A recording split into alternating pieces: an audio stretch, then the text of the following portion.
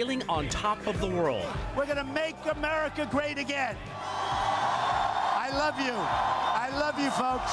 And we are going to turn this country around. Taking selfies with fans. Want to get a picture? Yeah. Okay. My hands are shaking. That's okay. Look, I know you. I shouldn't be nervous. That's all right. Some polls close in less than 2 hours. The goal of today is to end up with as many delegates as we possibly can. But some candidates already know they won't win big.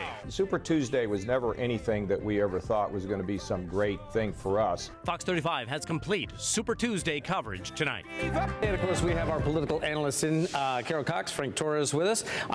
Carol, somebody in the Republican Party somewhere does not want Donald Trump to be the nominee. If you're watching TV, that's all you see. Ads, not specific to any candidate, talking bad about Donald Trump. Well, finally, the Republican Party establishment has moaning and groaning about Trump now for the past few months after he won in New Hampshire and then South Carolina and Nevada. So they're finally taking him seriously that he may, in fact, get the GOP nomination for president. So it's about time that they ran some ads, and Rubio and Cruz are certainly hoping that they'll benefit from that.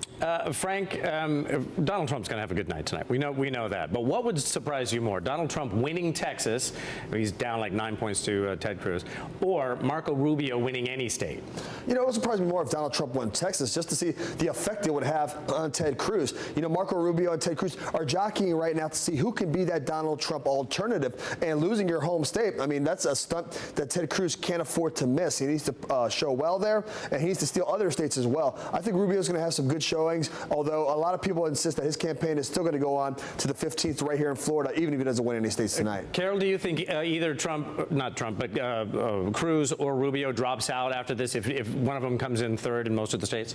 As Frank said, it looks like Marco Rubio will stay in at least until March 15th for the Florida primary, his home state. That's his last stand to see if he'll do well here. Ted Cruz, if he gets pretty soundly beat tonight in Texas, then he may have to reconsider his campaign. Frank, let's talk about the Democrats. Hillary's going to do well in the South. What does Bernie Sanders have to do?